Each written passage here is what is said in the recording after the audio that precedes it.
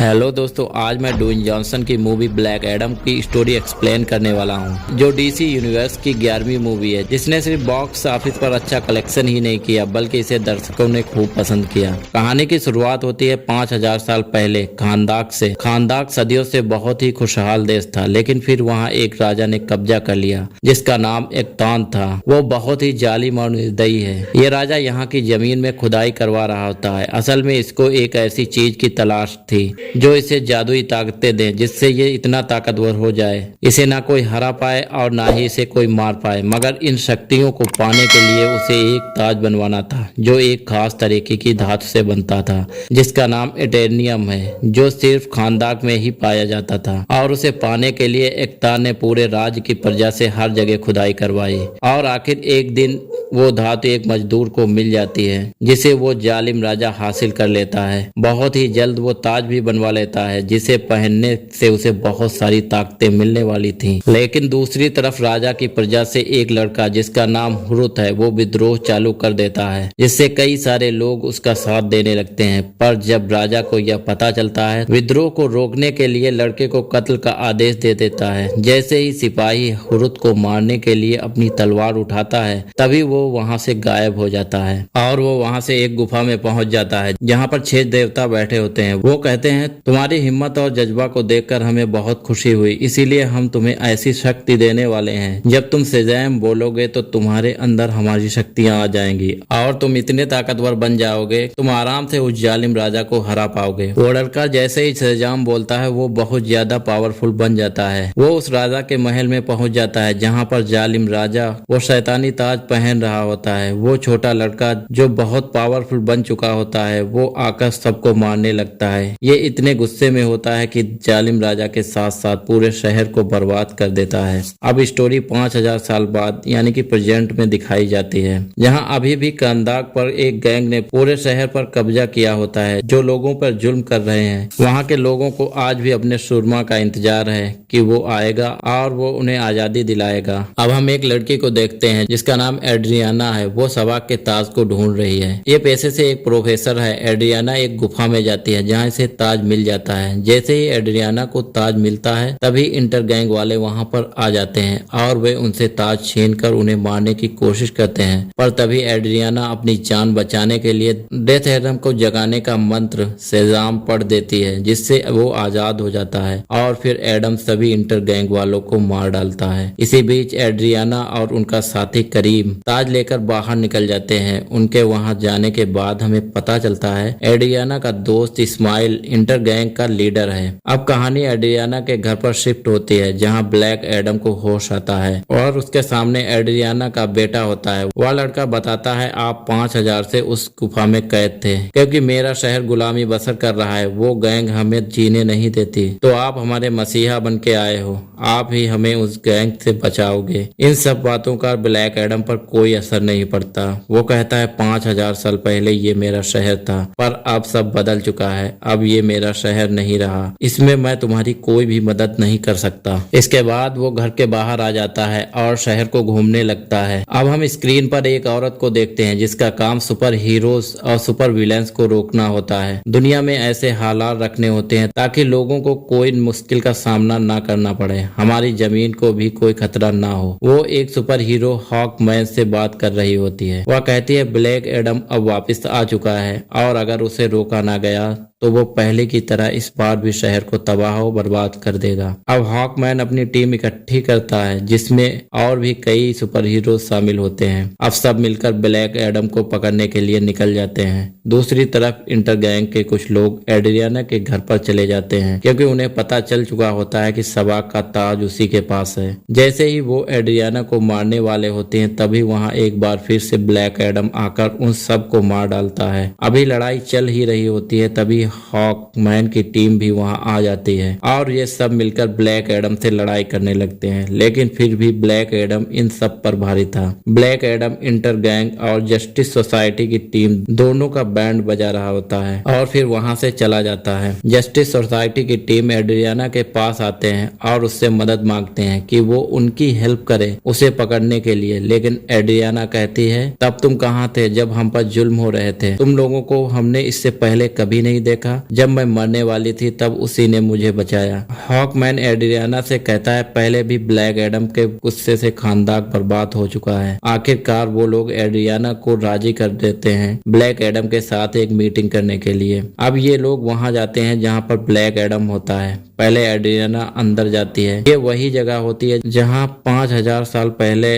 Black Adam ने राजा एक्टॉन को मारा था। एड्रियाना ब्लैक एडम को मीटिंग के लिए राजी कर लेती है ताकि ये मसला शांति के साथ निपटाया जा सके। दूसरी तरफ एड्रियाना का एक साथी इस्माइल, ताकि वो ताज ढूंढ सके और इस्तेमाल कर सके। जब उसे वो ताज नहीं मिलता तो वो गुस्से में आकर एड्रियाना के बेटे को उठाकर ले जाता है। एड्रियाना का बेटा बड़ी चालाकी से अपनी माँ को फोन कर देता है और उन्हें बताता है कि उसको किडनैप कर लिया गया है और उसे इस्माइल ने ही किडनैप किया है। यह सुनकर वो काफी परेशान हो जाती है। वो ब्लैक एडम और जस्टिस सोसाइटी से मदद मांगती है। अब ये दोनों मिलकर उसके बेटे को ढूंढते हैं। वहीं हॉकमैन इस्माइल के 2 आदमियों को पकड़ लेता है, जिससे पता चलता है इस्माइल कहाँ पे है। इस्माइल ने उसके बेटे को एक खुफिया जगह पे रखा है जो कि रेगिस्तान में है। जब ब्लैक एडम और जस्टिस सोसाइटी के लोग वहां पर पहुंचते हैं तो देखते हैं इस्माइल ने उसके बेटे पर गन पॉइंट कर रखा है। यहाँ पर इस्माइल एड्रियाना से कहता है अगर वो अपने बेटे की जान बचाना चाहती हैं तो वो ताज मुझे दे दे। बेचारी परेशान माँ उसे वो ताज दे देती है। इसके बावजूद भी इस्माइल उसके बेटे पर गोली चला देता है। जैसे ही ब्लैक एडम ये देखता है वो तेज स्पीड में उड़कर उस गोली के आगे आ जाता है और एड्रियाना के बेटे की जान बचा लेता है और यहाँ पर अपनी बिजली से इस्माइल को खत्म कर देता है। और यहीं पे ब्लैक एडम हॉकमैन को बताता है जब 5000 साल पहले राजा ने मेरे बेटे को मारने के हुक्म दिया था। जैसे ही वो मरने वाले थे तभी मेरा बेटा वहाँ से गायब हो गया। अब राजा मेरे बेटे को ढूंढ नहीं सकता था तो उसने मुझ पर और मेरी पत्नी पर बहुत जुल्म किया, यहाँ तक कि वो वहीं मर गए और मैं भी मरने वाला था। तभी मेरा बेटा वापस लौटता है और उसके पास बहुत सारी शक्तियाँ थी और उसने सारी शक्तियाँ मुझे दी ताकि मेरी जान बच सके। अभी हम दोनों बातें कर ही रहे होते हैं तभी जालिम राजा के लोगों ने फिर से हमला कर दिया। वहाँ पर मैं तो बच गया क्योंकि मेरे पास पावर्स थी, पर मेरा बेटा मारा गया, जिससे मुझे इतना ज्यादा गुस्सा आया कि मेरी शक्तियाँ मेरे काबू से बाहर निकल गईं और अनजाने में पूरा शहर बर्बाद हो गया। जिन देवताओं ने मेरे बेटे को जो शक्तियाँ दी थी जो मेरे पास हैं, वो बहुत नाराज हो चुके थे। मैंने अपनी पावर्स का मिसयूज किया, मैंने अपनी पावर्स पर कंट्रोल खो दिया था और इसीलिए उन्होंने मुझे एक गार के अंदर कैद कर दिया और कई हजार साल से मैं उस केव के अंदर कैद हूँ। ब्लैक एडम कहता है कि मेरी वजह से पहले भी पूरा शहर बर्बाद हो गया था और आज भी मेरी वजह से बहुत से लोग मारे गए हैं, इसीलिए मैं सरेंडर करना चाहता हूँ। इसके बाद ब्लैक एडम सेजान शब्द बोलता है जिससे वो नॉर्मल फॉर्म में बन जाता है, यानी अब इसके पास कोई भी पावर्स नहीं है और जब तक ये दोबारा सेजाम नहीं बोलेगा तब तक इसके पास कोई भी पावर नहीं मिलेगी। आखिरकार ब्लैक एडम को पानी के अंदर डाल दिया जाता है और उसके मुंह पर एक ऐसी डिवाइस लगा दी जाती है जिससे ये बोल ही ना पाए। ये एक जेल होती है जिसमें ब्लैक एडम को कैद कर दिया जाता है। दूसरी तरफ हम इस्माइल को देखते हैं जो मर चुका है और वो अब हेल यानी नर्क के अंदर आ चुका है। इस्माइल को ये बात पहले